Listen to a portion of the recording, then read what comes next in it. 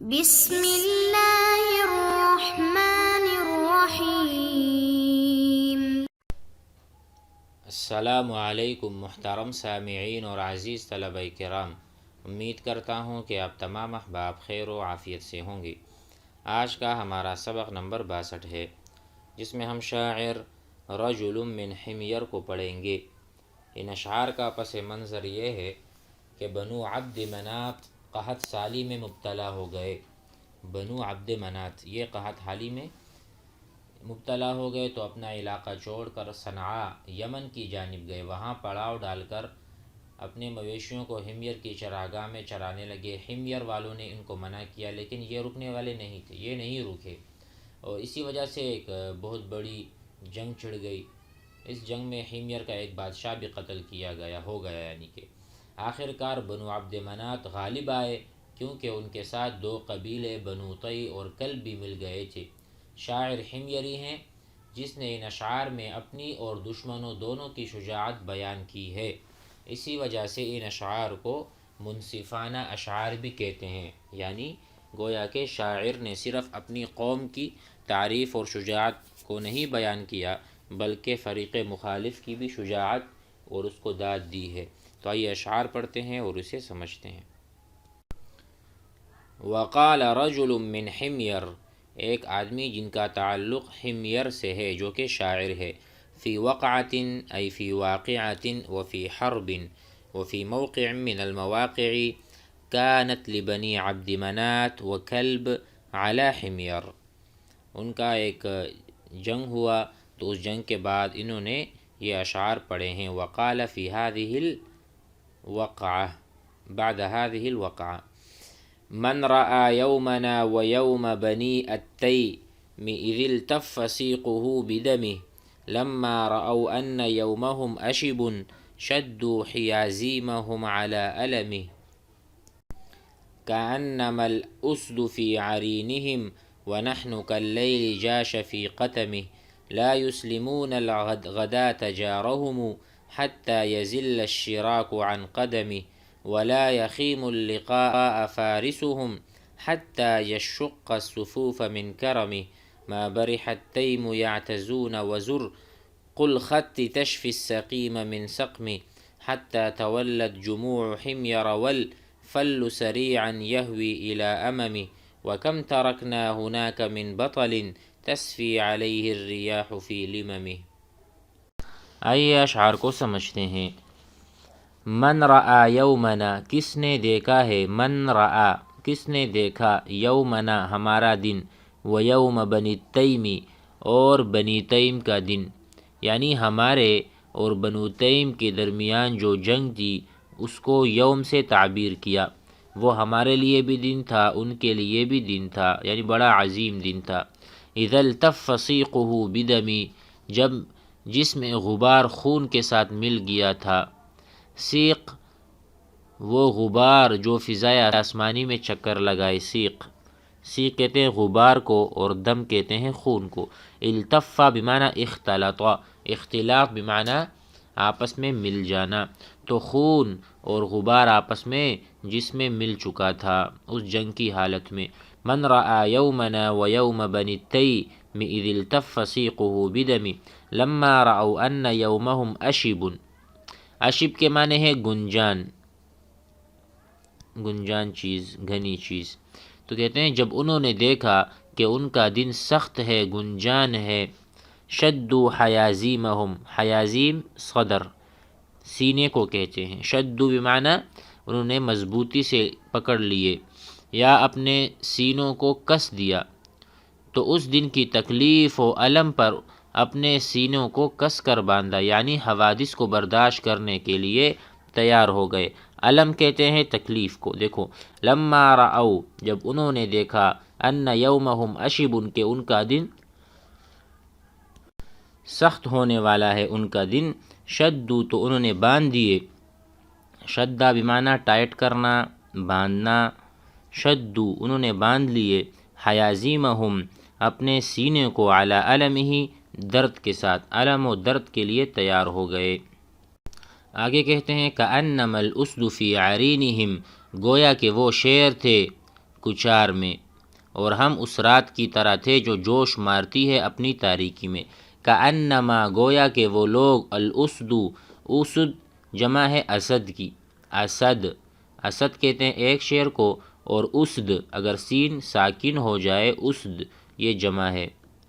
کأنما al Assad فی عرینہم گویا کہ وہ شیر ہیں اپنے عرین یعنی جو شیر کا گھر ہوتا ہے، اس کو کچار کہتے ہیں۔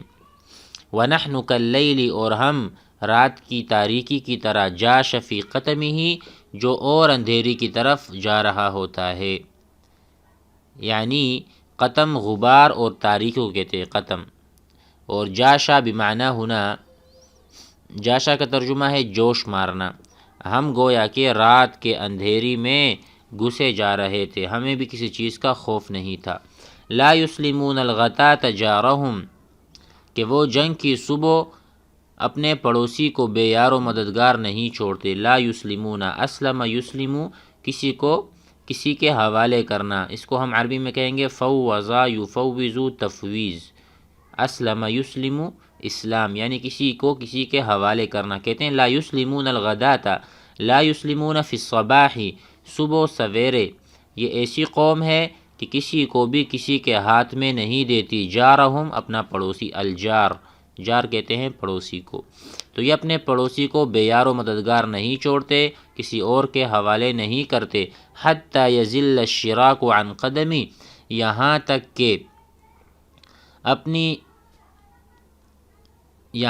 کہ تسمہ ان کے قدم سے جدا ہو جائے۔ حتی یزل، زل بمعنی جدا ہونا یا پسل جانا یا ہٹ جانا، زل القدم پیر پسل گیا۔ حتی یزل الشراک یہاں تک کہ تسمہ ان کے قدم سے جدا ہو جائے، یعنی اپنے ہمسایہ پر کسی قسم کے افتاد پڑنے نہیں دیتے، بلکہ جب تک ان کی جانوں میں زندگی کی رمق باقی رہتی ہے اس وقت تک ساتھ دیتے ہیں۔ تسمہ کا پاؤں سے الگ ہونا مر جانے سے کنایا ہے۔ یہ کہتے ہیں جس طرح پاؤں سے تسمہ ہٹتا ہے گویا کہ انسان کے جسم سے روح ہٹ جاتی ہے، تو یہ پورا ایک کنایا ہے کہ جب تک جان میں جان ہے پڑوسی کو نہیں چھوڑتے۔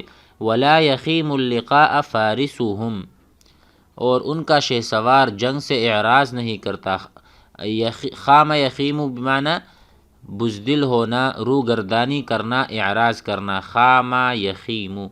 لا یخیم وہ روگردانی اور اعراض نہیں کرتے، اللقاء یعنی جنگ سے، اللقاء ملاقات، جنگ میں بھی ملاقات ہوتی ہے۔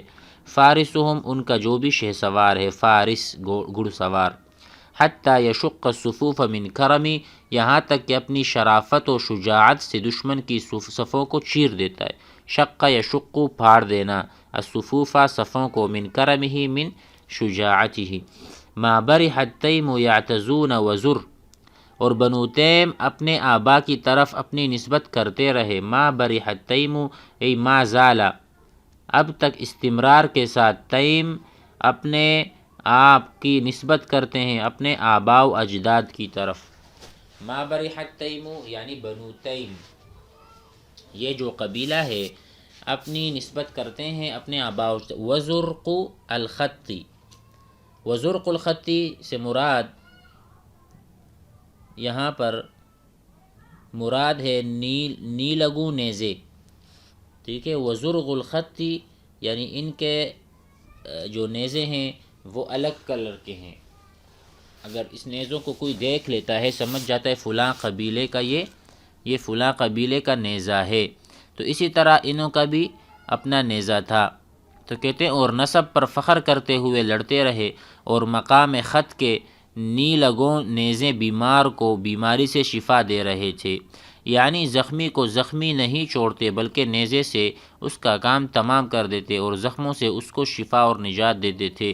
اس سے مراد یہ ہے کہ کوئی بھی ان کے ساتھ منافقت کرتا اس کو مار دیتے۔ اسی طرح اگر کوئی بیمار ہوتا، زیادہ تکلیف میں ہوتا تو اس کو بھی شفا دیتے نیزوں کے ذریعے سے۔ جب جنگ میں کوئی تکلیف کسی کو پہنچتی ہے اور مرنے کے قریب ہوتا ہے تو یہ ان کو خود ہی مار دیتے ہیں، تو یہ ان کے شجاعت پر دلیل ہے۔ وزرق الخطی اور نیلگوں رنگ، اور خط کہتے ہیں خطیہ نیزوں کو۔ تشفی السقیمہ شفا یشفی شفا دیتا ہے مریض کو، من سقمہ من علتہ، علت یا علیل ہونا، علیل کہتے ہیں بیماری کو. حتیٰ تولت جموع حمیرہ، یا حتیٰ کہ پیٹھ پھیر کر بھاگنے لگے. حتیٰ تولت انہزمت، ٹھیک ہے، یعنی پیٹھ دکھا کر بھاگ گئے، دم دبا کر بھاگ. حتیٰ تولت، تولا یتولا، تولا منہ گردانی کرنا اور ہٹ جانا. جموع حمیرہ ای جماعات حمیر، حمیر کو شکست ہوئی تھی نا، تو اسی طرح ان کی جو جماعات اور لشکر تھا وہ باغ اٹھا. والفل سریعا یہوی الی اممہ، اور حمیر کی جماعتیں اور شکست خوردہ انسان اپنی قریب پناہ گاہ کی طرف جلدی جلدی جانے لگا. یہوی، ہوا یہوی بمعنی ذہب یذہب، جانا. الی اممہ، امم کا ترجمہ ہے کہ قریبی پناہ گاہ، ٹھیک ہے، اپنی پناہ گاہ اور اپنے گھروں کو جانے لگے. وَكَمْ تَرَكْنَا هُنَاكَ مِنْ بَطَلٍ، اور ہم نے کتنے بہادر وہاں چھوڑے ہیں. ترکنا، ہم نے چھوڑے ہیں.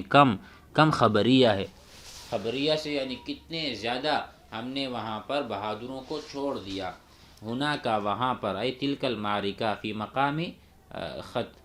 من بطل من شجاع، تسفی علیہ الرماح فی لمم، جن کے بالوں پر ہوائیں غبار اڑا رہی ہیں. گویا کہ ہم نے بوتوں کا وہاں کایا پلٹ دیا، ان کا خاتمہ کر دیا. تو کہتے ہیں تصفی، صفا یصفی، کہ خاک اڑانا، غبار اڑانا، علیہ ان پر، الریاح ہوائیں، فی لممہ ان کا جو لمہ ہے، جو ان کے بال تھے ان کے اوپر غبار اڑ رہے تھے. تو گویا ہم ایسے شجاع ہیں، بڑے بڑے بہادروں کو ہم نے مات دے دی. امید ہے آج کا سبق بھی آپ حضرات کو سمجھ میں آ گیا ہوگا. والسلام علیکم.